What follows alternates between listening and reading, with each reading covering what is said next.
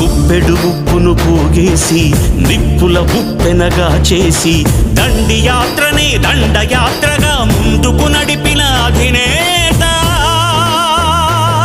సిసలైన జగజ్జేత.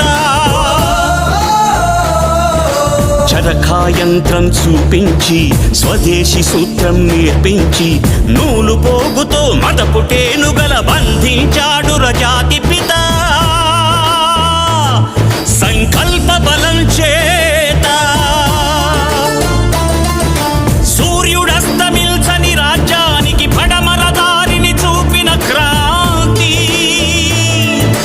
తూర్పు తెల్లారని నడి రాత్రికి స్వేచ్ఛాభానుడి ప్రభాత కాంతి. పదవులు కోరని పావనమూర్తి హృదయాలేలిన చక్రవర్తి.